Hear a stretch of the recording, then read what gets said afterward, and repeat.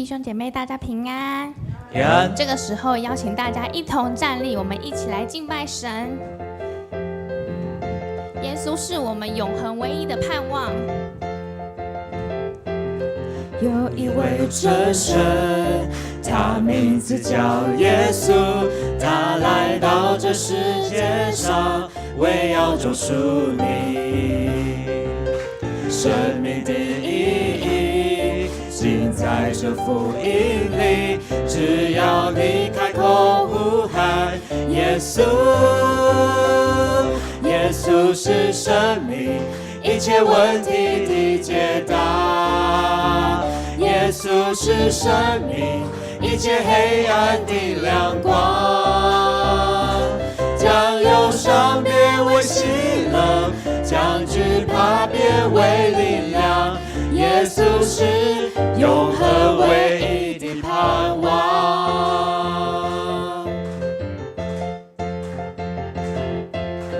有一位真神，他名字叫耶稣，他来到这世界上，为要救赎你。生命的意义尽在这福音里，只要你开口呼喊耶稣，耶稣是生命一切问题的解答，耶稣是生命一切黑暗的亮光，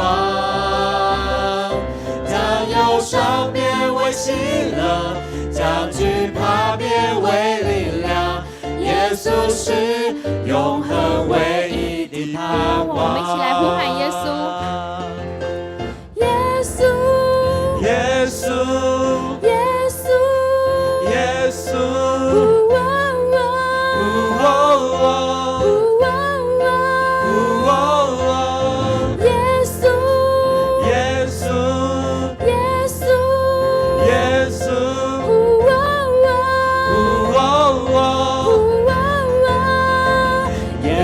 是生命一切问题的解答，耶稣是生命一切黑暗的亮光，将忧伤变为喜乐，将惧怕变为力量，耶稣是永恒唯一的盼望，耶稣是生命一切问题的解答，耶稣是生命一切黑暗的亮光，将忧伤变为喜乐，将惧怕变为力量，耶稣是永恒唯一的盼望。哈利路亚！我们拍手，让荣耀归给我们的神。弟兄姐妹，请坐。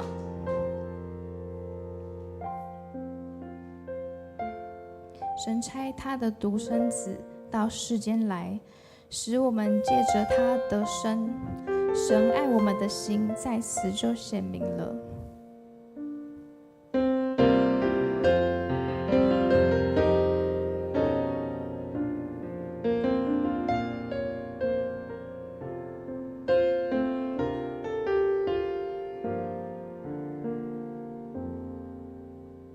美的宝血为我而流，每个心法为我承受，恩典如海，四面环绕，失望羞愧时，你仍拥抱着我。主耶稣，你永远如此深爱着我，十架上钉痕的手告诉我，你永不放弃我。主耶稣，你永远如此深爱着我，不论是生命或死亡，困苦患难逼迫，都不能叫我与你爱隔绝。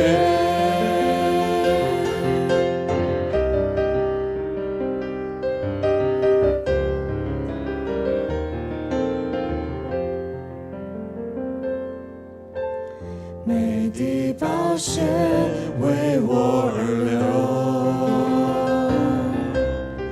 每个心房为我伸手，恩典如海，四面环绕，失望羞愧时，你仍拥抱着我，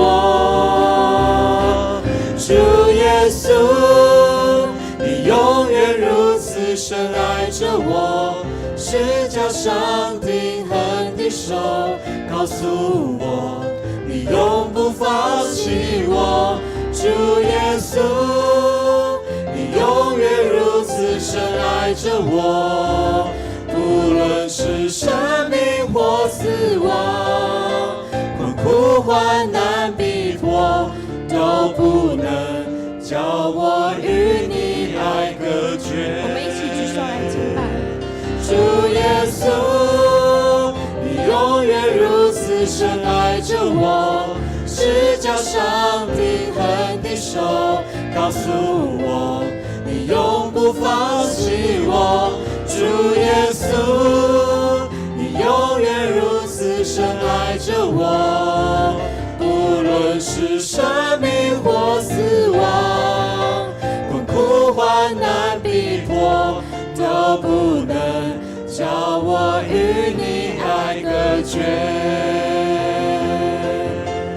何等长阔，何等高深，天离地多高，你爱多浩大，无法测透，永远无尽头。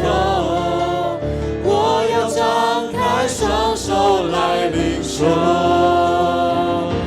主耶稣，你永远如此深爱着我，是加上钉痕的手告诉我，你永不放弃我。主耶稣，你永远如此深爱着我，不论是生命或死亡，困苦患难逼迫，都不能叫我与你爱隔绝。主耶稣，你永远如此深爱着我，是加上钉痕的手告诉我，你永不放弃我。主耶稣，你永远如此深爱着我，不论是生命或死亡，困苦患难逼迫，都不能叫我与你爱隔绝。不论是生命或死亡，困苦患难逼迫，都不能叫我与你爱隔绝。我们一起来祷告。主耶稣，谢谢你为了我们的罪，在十字架上牺牲受难。因你受的刑罚，我们得平安；因你受的鞭伤，我们得医治，得到从神而来的祝福。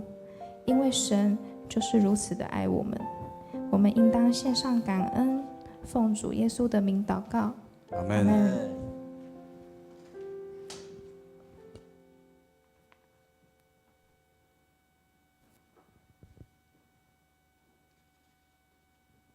好，我们这个时候要一起来攻读上帝的话语。记载在新约圣经路加福音第7章1到10节，我们一起来读，请。耶稣对百姓讲完了这一切的话，就进了迦百农。有一个百夫长所宝贵的仆人害病快要死了。百夫长风闻耶稣的事，就托犹太人的几个长老去求耶稣来救他的仆人。他们到了耶稣那里，就切切地求他说：你给他行这事是他所配得的，因为他爱我们的百姓，给我们建造会堂。耶稣就和他们同去，离那家不远。百夫长托几个朋友去见耶稣，对他说：主啊，不要劳动，因你到我的舍下，我不敢当。我也自以为不配去见你，只要你说一句话，我的仆人就必好了。因为我在人的权下，也有兵在我以下。对这个说去，他就去；对那个说来，他就来；对我的仆人说你做这事，他就去做。耶稣听见这话，就希奇他，转身对跟随的人说：我告诉你们，这么大的信心，就是在以色列中，我也没有遇见过。那拖来的人回到百夫长家里，看见仆人已经好了。弟兄姐妹们平安。我们在过去的1个多月当中呢，我们圣经共读是来读新约的路加福音。在路加福音当中呢，我们看到主耶稣对他的门徒来传道呼召，同时我们也看到主耶稣他开始他的宣教之路。在这个宣教之路当中，有一个非常重要，就是行医治的神迹。今天我要用病痛得医治这样的一个题目来跟大家一起来分享，同时也是一起来思考，在我们人生当中，病痛我们都很难完全去避免不论是小的病痛或者是大的病痛，甚至会威胁到我们生命的病痛，在我们的一生当中，在我们的周遭的亲人朋友，我们都有遇见过。在过去我们过去1个多月，我们也有弟兄姐妹因为病痛而离开世间。我们知道他们在主的里面已经得到安息，他们已经将这些病痛，主都将他们完全的挪去了。但是我们是否有再一次来思考，每个人的病痛，每个人的遭遇都不一样，这是主在每个信徒、每个弟兄姐妹当中有什么样的旨意，有什么样的一个呼召呢？今天用病痛得医治，我们看见这一段经文，这段经文的一个主角是一个罗马的军官，一个管理军队的百夫长。那么在这段经文当中，我们来读这段经文的时候，我们首先要来知道这段经文它所发生的地点跟背景是在哪里。因此在分享这个百夫长他的信心如何来感动主耶稣，甚至主耶稣来成就医治的大能在他的仆人身上。在这之前呢，我们先要来看这个发生的地点呢，就是在加百农。所以我用一个加百农的呼召。这个呼召呢，是对主耶稣的一个呼召，还是对人的一个呼召？其实我们每一个弟兄姐妹可以去思考的。就如同保罗，他也得到神对他的一个呼召，我们所知道的马其顿的呼召。主耶稣为什么在传道的时候开始在加百农？这有一个很深的意义。这一次的事件，它是发生在加百农。在加百农呢，这个地方，它其实在新约圣经里面，它是一个非常重要的一个地点。它是加利利最重要的一个港口之一。那主耶稣也曾经多次来乘船来横渡这个加利利。它是在加利利海的西北方这个地方。加百农呢，它也是一个渔业的重镇，所以我们在经文里面呢，我们有读到主耶稣在加百农呼召了他的门徒，有渔夫，就是有4个渔夫，彼得、安德烈、雅各跟约翰，也有当地的一个税吏，我们都有读过，就是马太。记载在路加福音第5章1到11节以及27到39节。我们知道主耶稣在迦百农呼召了他的门徒，他也在迦百农按立了12个使徒。在路加福音的第6章12到16节，他拣选了12个门徒，一同开始他的宣教之路。另外，主耶稣也在迦百农行过各样的医治的神迹，这边我有列举几项。那么第一个就是拯救被鬼所附的人，这是在路加福音第4章所记载的。另外我们也知道他医治了彼得的岳母，还有医治大臣的儿子。另外有4个朋友，他们抬了一个摊子，因为没有地方可以走进屋子里，他们从房顶上将这个摊子垂下来，要寻求耶稣的医治。这个也是主耶稣他所行的一个医治的神迹。另外在路加福音第6章，他医治了一只手枯干的人，以及在今天的经文路加福音第7章，他医治了百夫长的仆人。那这些经文都是我们非常熟悉的，因为我们在过去1个多月都有读到。另外还有医治患血漏的女人，还有他叫睚鲁的女儿复活。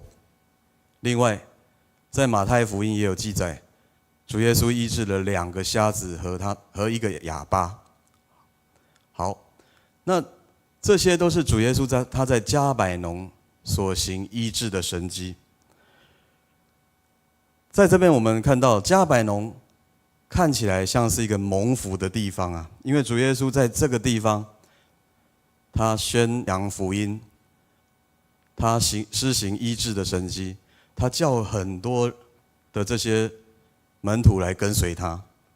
但是主耶稣却在马太福音11章20节说，虽然主耶稣行了各样的异能，但是这个城市的人并没有因此而悔改，甚至因为这样而被主耶稣来诅咒。然而在这个迦百农这个地方，虽然他被主耶稣来诅咒，但是在今天的经文我们读到，有一位非常有信心的百夫长，这个就是我们今天要分享的。他希望他的仆人能够得到医治。经文上提到，主耶稣他稀奇这位百夫长的信心，并且跟随主耶稣的人说，这么大的信心，就是在以色列当中，我也没有遇见过。这是在路加福音第7章第9节所记载的。我想这段经文大家都非常熟悉，也很清楚明白，这位百夫长他有这么大的信心，是应该我们要学习效法的。然而我要再一次来跟大家来分享，同时也来思考，除了百夫长的信心以外，是否仍然有其他方面需要我们去学习的地方呢？今天我的分享是要邀请我们的弟兄姐妹再从其他的角度一起去思考。而因为百夫长的信心以及其他角度其他人的付出，最终主耶稣成就了他的医治。所以首先我们要从刚刚的经文当中，我们来看这位百夫长他的仆人，从得了重病到得到主的医治的整个过程，有哪些人也参与了这一段的经历，以及他们有各自的工作跟任务，他们到底付出了什么？我认为这也是这个仆人能得到主耶稣医治非常重要的关键跟因素。所以在这个过程当中呢，第一个是我们看到了有罗马的官长百夫长他的相信以及他的爱心。第二个是犹太人长老的服从，以及有多位朋友的协助。第三就是我们也看到了百夫长他敬虔的心，他有谦卑的心。更重要的是主耶稣看重他的信心。所以，首先我们从这个仆人来看，从这段经文非常的特别，因为从头到尾得到医治的这位仆人，我们在圣经上的记载没有看过他讲任何一句话，也没有看到他得了医治以后，他对神有什么样的回应。在刚刚我们的这个主耶稣在加百农行医治神迹这些事件当中呢，有的人是亲自来到主耶稣的面前，主耶稣动了慈心，医治了他；有的人他是不敢见主耶稣，但是摸了主耶稣的衣裳，他得到医治；有的人是因为他的女儿快要死了，他去求主耶稣，主耶稣到的时候，虽然他的女儿已经死了，但是主耶稣叫他的女儿复活。然而，我们刚刚讲有一个非常有信心的一个事件，就是4个朋友将一个摊子从屋顶上垂下来，让主耶稣医治。主耶稣说了什么？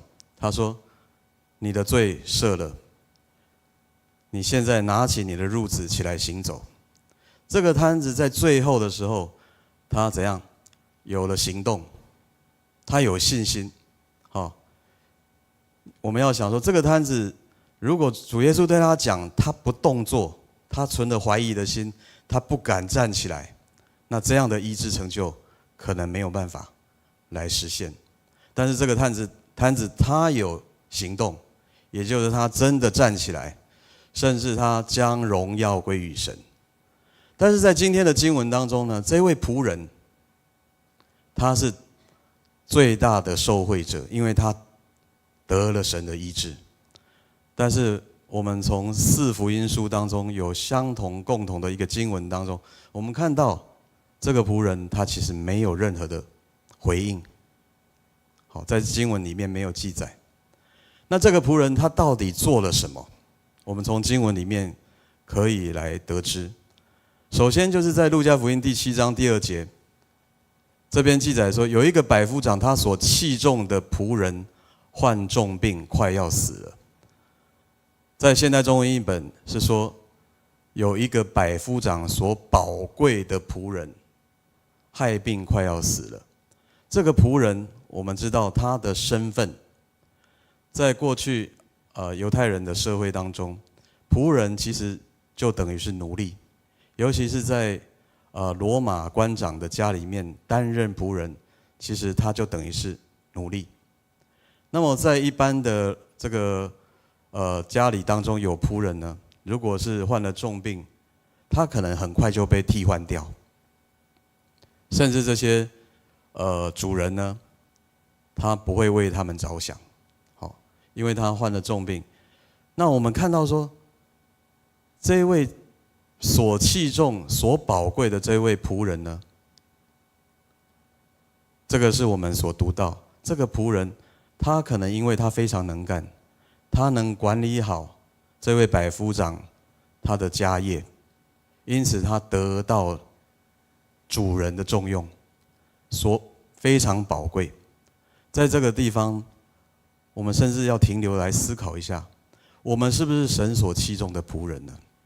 即使是一位仆人，是一位奴隶，他一样要付出他的努力，他一样要用心的做好他的工作。因此，这位仆人我们所得知，他是非常宝贵的。而百夫长他做了什么呢？百夫长他了解到他的仆人快要死了。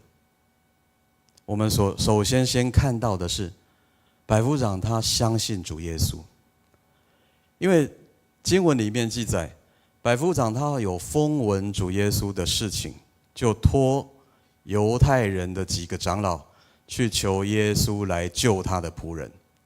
我们刚刚从耶稣在加百农施行医治的神迹，从整个路加福音这样来看，有一个顺序。那么在百夫长他的仆人快要死的这一段事件之前呢，主耶稣已经施行了非常多的神迹，叫瞎眼、叫瘸腿、叫瘫痪的人起来行走，瞎眼的可以得到看见。因此，百夫长他的第一个动作，他就是托犹太人的几个长老去求耶稣来救。由此可见，在一般人，我们如果看到不管是我们的家人朋友有病痛，甚至重病的时候，会有几个途径。第一个就是去求医，第二个是求人，第三个就是求主耶稣的医治。但是这位百夫长，他第一件事情就是先去求主耶稣，因为百夫长他相信主耶稣。我们刚刚有提到，这位百夫长他是罗马的官长，在当时就是等于是外邦人。外邦人跟犹太人他们的关系是不好的，但是百夫长他是相信主耶稣的，他甚至没有疑虑，他就要去求主耶稣来救他的仆人。所以我们了解到百夫长他是有爱心的，他不看这位仆人或奴隶他的身份是非常的低微，他是有爱心的一个外邦人，他竟然为了一个奴隶的生命，他要寻求主耶稣基督的拯救。这是我们在这段经文刚开始我们所看到的。另外，主耶稣的时代的加百农，它是一个大约有6000人的小镇。那这个百夫长在当地其实是具有相当的地位，所以我们刚刚看到，他其实是高高在上的，他管理军团，驻扎在加百农的一个小镇，但是他是非常有爱心的。另外，在这段经文当中，我们刚刚有提到，除了百夫长跟仆人以外，还有哪些人参与了这整个事件？在这个过程当中，我们看到百夫长刚开始他是托了几位犹太人的长老到主耶稣那边，恳切的求主耶稣说，这个人的确值得你帮助，他爱护我们犹太人，曾经替我们建造会堂，在路加福音第7章4到5节这样记载。由此可见，百夫长他是爱当地的百姓，当地的百姓大部分都是犹太人，以一个外邦人的身份，一个罗马的军长，他没有因为他要来统治这个地方，他就来虐待甚至迫害这些犹太人，反而他爱护这些百姓，为这些犹太人来建造会堂，这是他信仰虔诚的象征啊。那么为什么他能够让这些犹太人的长老为他来跑腿？我们在这段经文看到，百夫长并不是亲自去见耶稣，他托了几位犹太人的长老去求耶稣，而这些犹太人的长老，他也顺服了，他也顺从了这位百夫长。他到了主耶稣面前，他将百夫长在当地的一些作为，他告诉了主耶稣。因为这边他提到，这个人的确值得你的帮助。这个人是指百夫长，并不是指仆人，也就是犹太人的长老因为百夫长的关系，他去求主耶稣来救他的仆人。从这边我们看到，我们不得不再来思考百夫长他敬虔的心，因为爱上帝跟爱人也是基督所教导律法的总纲。主耶稣说，你要尽心尽性尽意爱主你的上帝。在哥林多前书第15章58节提到，所以我亲爱的弟兄们，你们务要坚固，不可动摇，常常竭力多做主工，因为你们知道，你们在主里的劳苦不是突然的。我相信主耶稣，他能了解到这些犹太人的长老所说的，他也看到了这位百夫长敬虔的心，爱当地的百姓，为当地的百姓来建造会堂，做主工，就如同在现今我们这个社会，我们成为主耶稣基督所拣选的儿女，成为神所拣选的儿女，除了得到这个救恩以外，我们是不是更应该在主的教会为主竭力多做主工呢？并且我们所付出的这些时间、精力都不会是徒然的，这是圣经上告诉我们的。另外，在这段经文当中，我们也看到有朋友的协助传达。这些朋友是百夫长他托几个朋友去见耶稣。这些朋友有可能是罗马外邦人，也是罗马人。而这些朋友在主耶稣快要到百夫长的家的时候呢，他们来见到耶稣，对主耶稣说：“主啊，不要劳动，因你到我舍下，我不敢当，我也自以为不配去见你。只要你说一句话，我的仆人就必好了。因为我在人的权下，也有兵在我以下。对这个说去，他就去；对那个说来，他就来；对我的仆人说你做这事，他就去做。”这一段话其实是百夫长他托他的几位朋友对主耶稣所说的。而到目前为止，我们知道百夫长有见到主耶稣吗？没有。百夫长他不厌其烦的，他得知主耶稣要来到他的这个房子的之前呢，他又托他的朋友来告诉主耶稣。为什么百夫长要这样做呢？我们看到了百夫长他的谦卑。其实在刚刚的这段经文可以分成两个部分。第一个，百夫长说：“只要你吩咐一声，我的仆人就好了，就会好了。”因为百夫长他认为他是外邦人，他自以为不配去见耶稣啊，他自己看自己为渺小，没有资格来见主耶稣。他在主耶稣的面前，也自己承认自己视为是个仆人。我们看到百夫长他的谦卑，这个也是我们要来思考的。犹太长老他所说的百夫长是配得这个恩典，但是这个百夫长他却是在主的面前是谦卑，来承认自己是不配的。他认为自己不配劳驾主耶稣，不配接待主，也不配与耶稣来见面。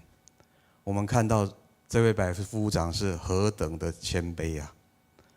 百夫长并没有因为他爱护百姓，为犹太人建造会堂，就在上帝的面前，在主耶稣的面前来夸口。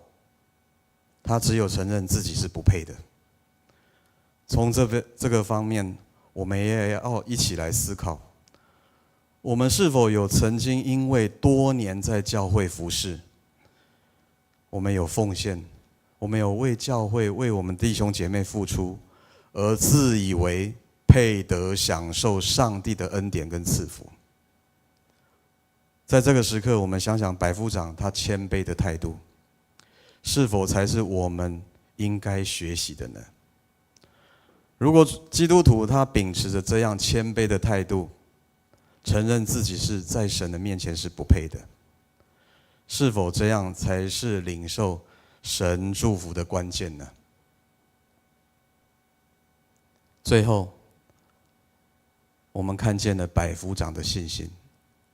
耶稣听完了百夫长所托付的这些朋友所说的这些话，就希奇他，转身对跟随的众人说：“我告诉你们，这么大的信心，就是在以色列当中，我也没有遇见过。”那拖来的人回到百夫长家里，看见仆人已经好了。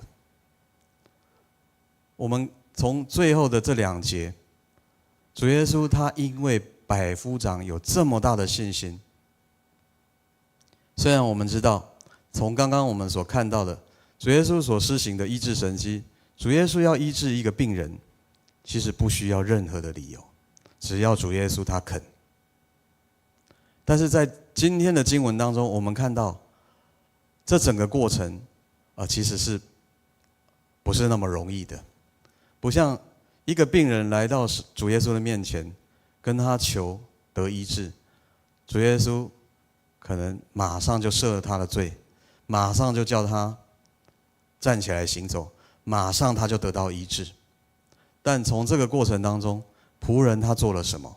我们看到并没有，而是有百夫长，有这些犹太人的长老，有百夫长他的朋友为他所代求，而主耶稣成就他的医治在这位仆人的身上。那不得不我们要来思考，百夫长到这个时刻其实还没有见到主耶稣。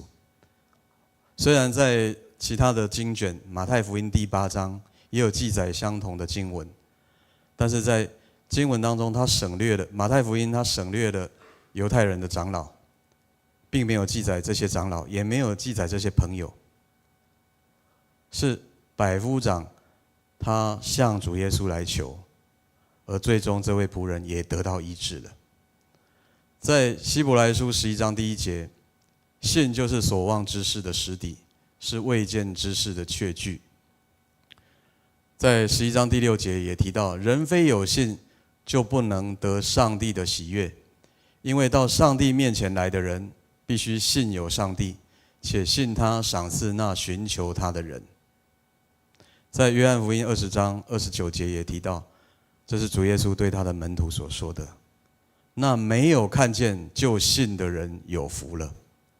我们今天也看到百夫长，他没有见到主耶稣，但是他相信主耶稣，甚至他有信心，他知道主耶稣会因为他来恳求他，百夫长来恳求他，他的仆人会得到医治。弟兄姐妹们，最后我们要一起来看我们所了解病痛能够得到医治的关键，以及我们所要思考的。我们知道成就医治的大能，这是在于神，在于主耶稣基督。但是我们是否也要像百夫长，要像犹太人的长老，或者在经文当中所提到的这些朋友一样，要为百夫长以及他的仆人来代求？有了他们的付出，有了他们的协助，主耶稣他成就了他的医治大能。最后我们要来思考，我们是不是要在神的面前立志要成为神所器重的仆人呢？这位仆人为什么他会得到医治？我想最终的原因我们不知道，可能有很多的因素，百夫长的信心，也有可能是百夫长他为犹太人所付出的一切，但是也有可能是这位仆人他所做的，这个是在经文上面没有记载的，但是我们从这位仆人也是有需要学习的地方。我们是否能成为神所器重的仆人呢？我们看到百夫长说，只要主耶稣你说一句话，我的仆人就必好了。这是因为百夫长他承认而且相信耶稣的话是具有能力、具有医治的大能。因此在这边我要邀请我们弟兄姐妹站立，我们要一起来回应神。在我们一生当中，是否要继续为主而活？在我们的一生当中，是不是要努力来为主做工？在我们一生当中，在教会当中，我们是不是能够成为代祷的勇士，为我们教会的弟兄姐妹来代求，为有需要的人，为我们的世界、国家、社会，为我们的肢体来努力呢？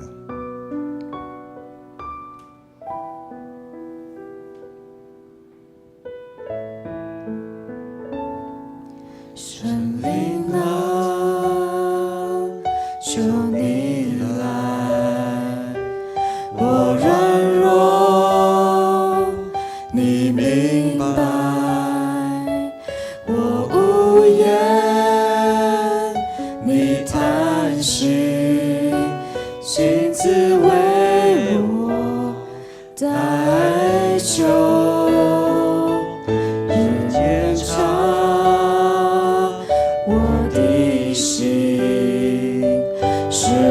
走在属神之意，你医治我的灵，使我生命再次绚丽。啊，我禁不住赞美。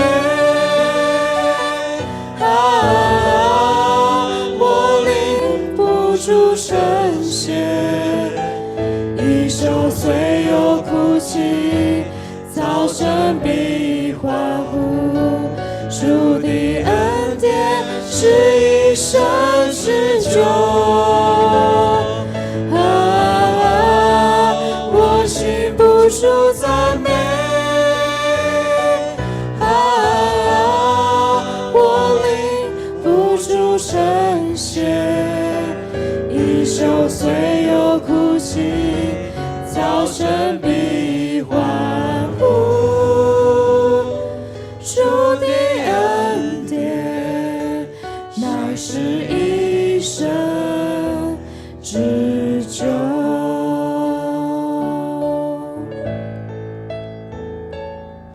圣灵啊，求你来。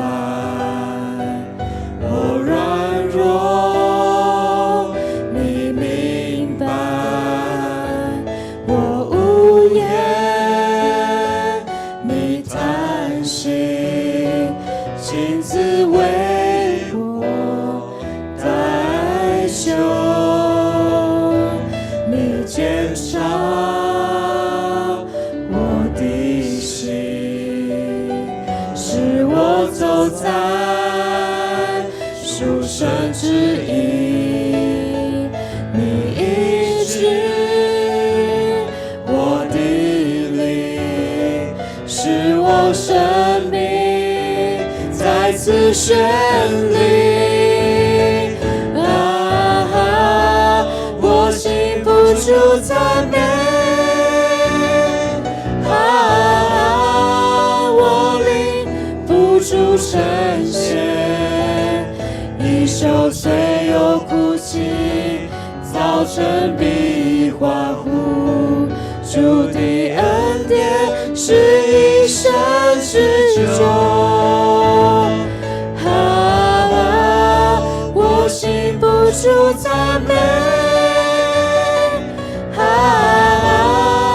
我领不住圣血，一宿虽有哭泣，早晨必欢呼。主的恩典乃是一生之久。一宿虽有哭泣，早晨必欢呼。主的恩典乃是一生之久。弟兄姐妹们，我们读完了这段经文，我们是否愿意回应神的呼召？在主的国度当中，我们要成为主传福音的勇士，在这个世界，在国家在社会当中，我们要为世界、国家所有的一切，我们要求神来看顾保守。我们也要为了我们的教会，求神来引领，在迦南教会迈向60周年的同时，我们有更多的呼召，神要呼召我们走出去，让更多人来认识主。我们愿神的福音能够传扬到世界各地，特别在我们台湾，还是充满着偶像邪恶的势力。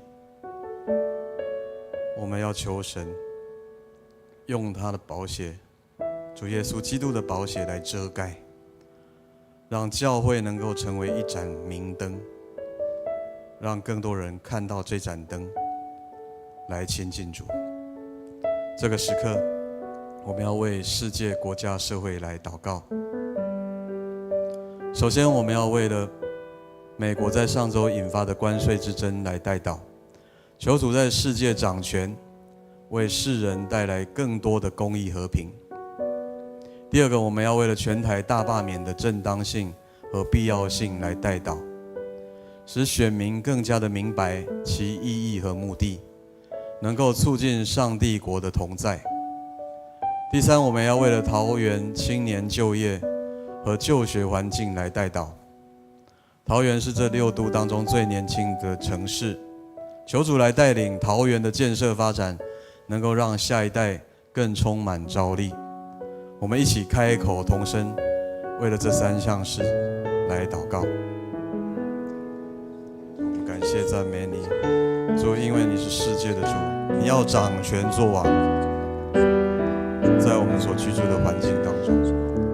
所以我们要请求你来看顾在世界的经济，因为美国在上周所引发的关税之争，造成经济动荡，世界各地的股市以及经济不稳定。我们要求主来掌权，在这当中实行更多的公义与和平，在世界的人民身上。我们求神来带领保守，我们要求主来带领我们台湾，让我们台湾的政治、我们的领袖、国家能够有神你亲自来引领，让桃园这个都市青年的就业以及环境都有神你来看顾跟保守。主，我们谢谢你。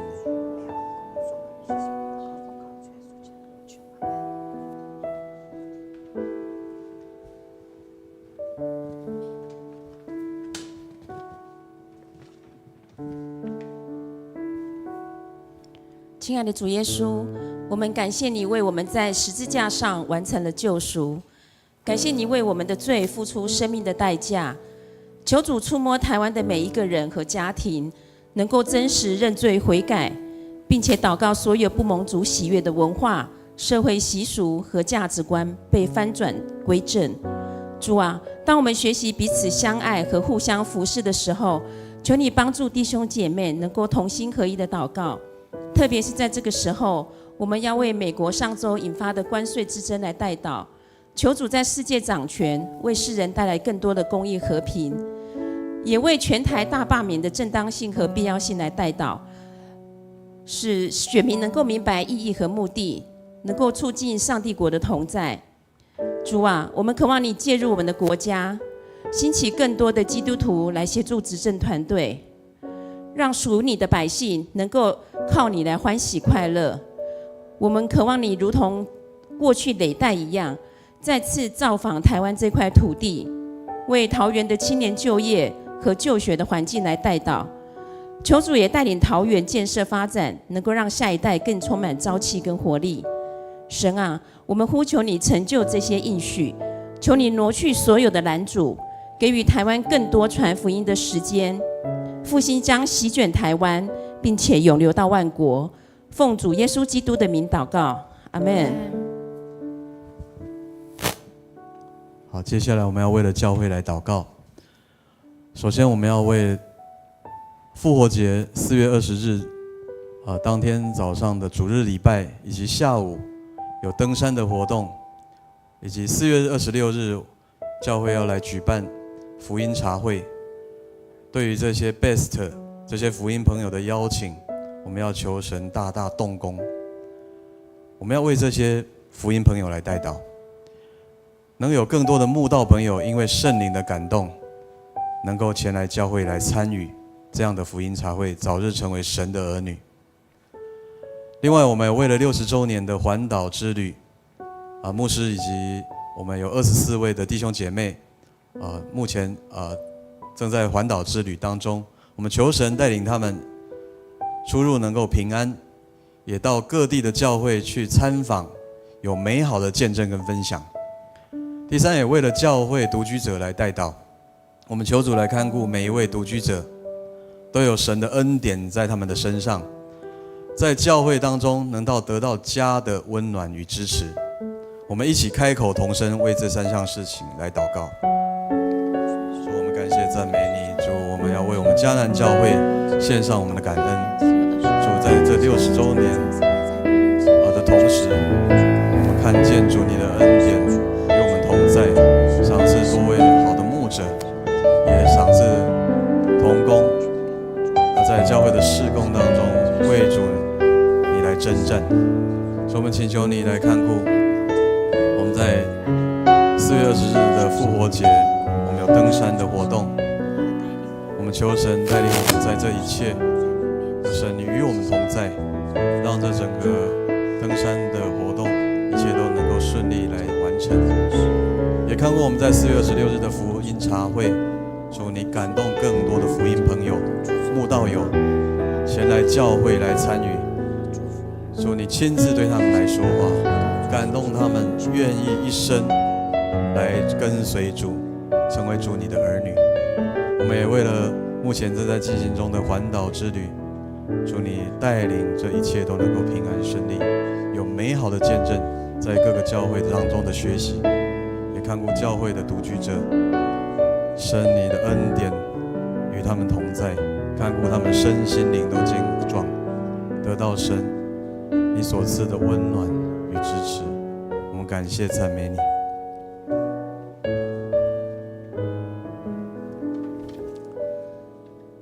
亲爱的阿爸父神，我们赞美你。我们要为教会来祷告。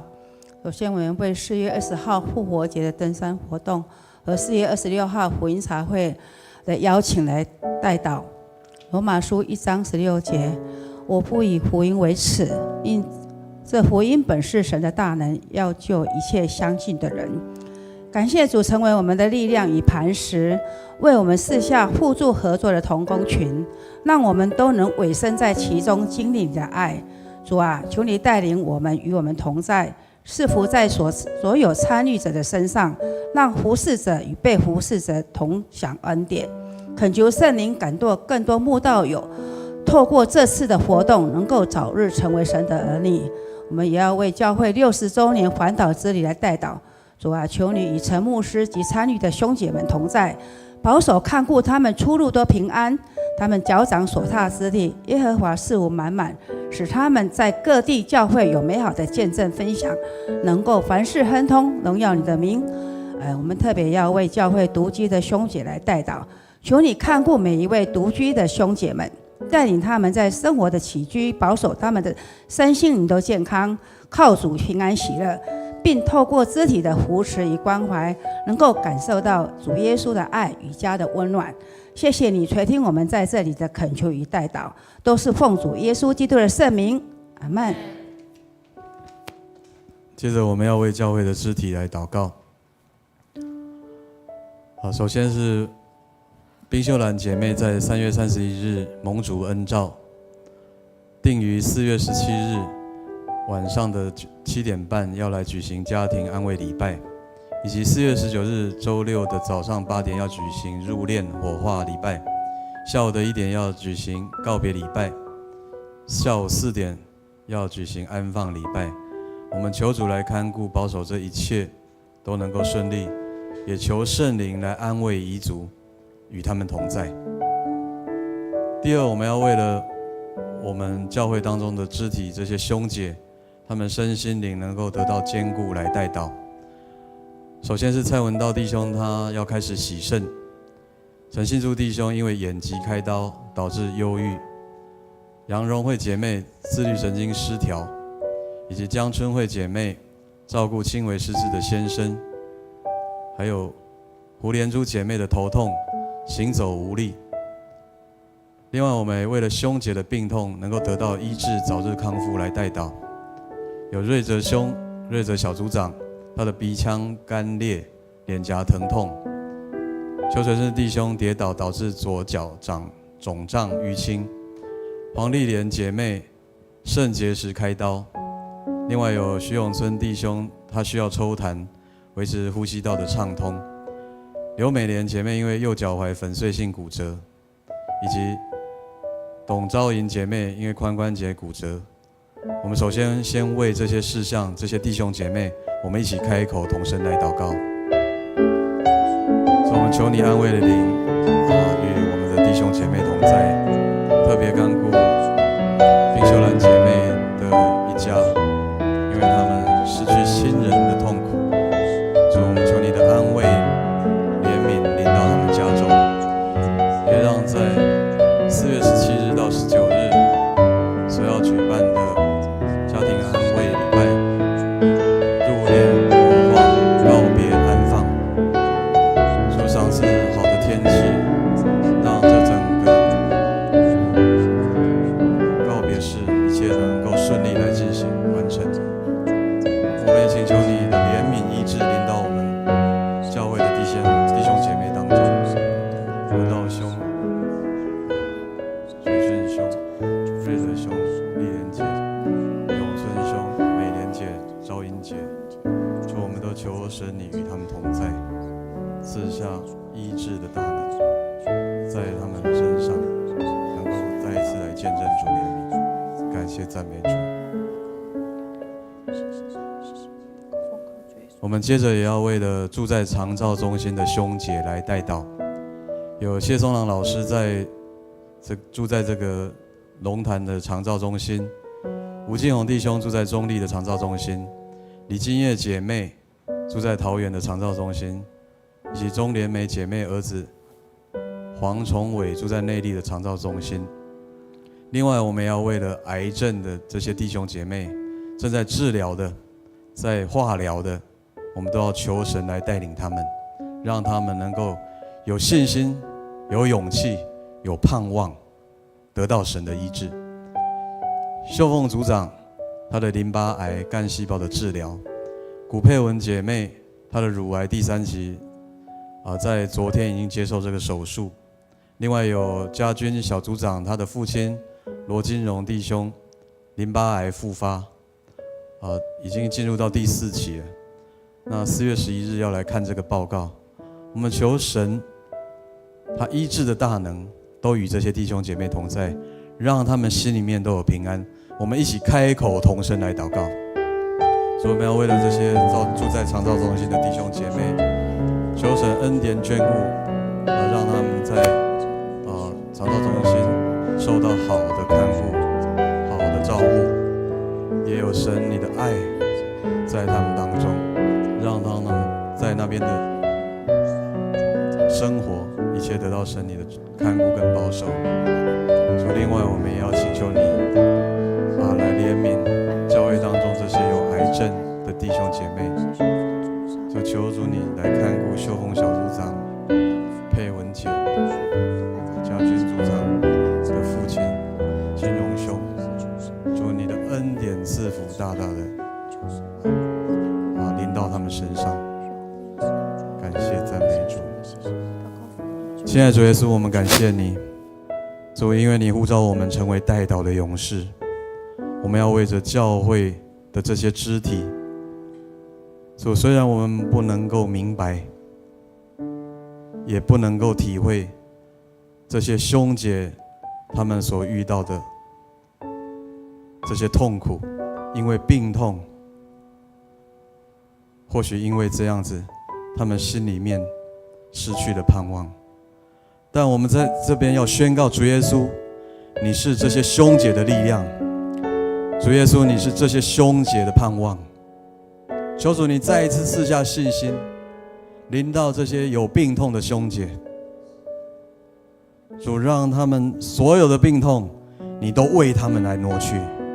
因着主耶稣基督你的名，他们要得到医治，也要再一次站立在众人跟神的面前，为主来做美好的见证。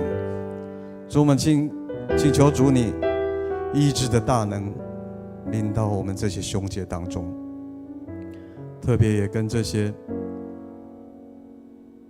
身心灵有障碍、有寂寞，不知道未来该如何的这些兄姐们同在。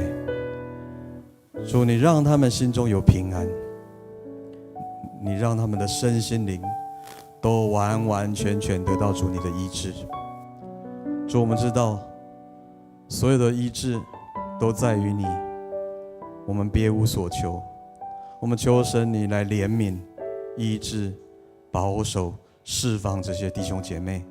我们这样恭敬将这些弟兄姐妹仰望交托在神你的手中，这样祷告感谢，都是奉靠主耶稣基督圣名，阿们。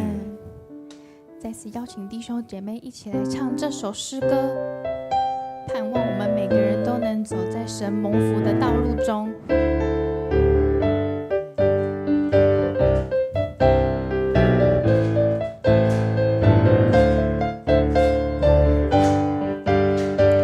你的脚步带着我的脚步，一步一步都有祝福。每个脚步我要紧紧跟随，走在蒙福的道路。求给我更多的勇气，给我更多的信心，让我勇敢踏出跟随你的脚步。跟你行在水面上，跟你走在旷野里，曲曲折折我也不在乎。我只要更多信靠你，只要更多顺服你，当中我就默然不语。就算经过黑暗谷，就算遇到暴风雨，在你手中都将变成祝福。求给我更多的勇气，给我更多的信心，让我勇敢踏出跟随你的脚步。跟你行在水面上，跟你走在旷野地，曲曲折折我也不在乎。我只要更多信靠你，只要更多顺服你，凡是出于你的我就默然不语。就算经过黑暗谷，就算遇到暴风雨，在你手中都将变成祝福。是的，主耶稣，感谢赞美你。我们只要顺服你，我们只要跟随你。主，你为我们所预备的道路都是美好的。我们相信有美好的旨意要成就在我们弟兄姐妹的身上。在这边，我们最后要用主祷文一起来祷告说：我们在天上的父，愿人都尊你的名为圣，愿你的国降临，愿你的旨意行在地上，如同行在天上。我们日用的饮食，今日赐给我们，免我们的债，如同我们免了人的债，不叫我们遇见试探，救我们脱离凶恶。因为国度、权柄、荣耀，全是你的，直到永远。阿们。我们将一切的荣耀都归给我们神。感谢赞美主。我们今天的祷告会到这边，我们弟兄姐妹彼此来祝福。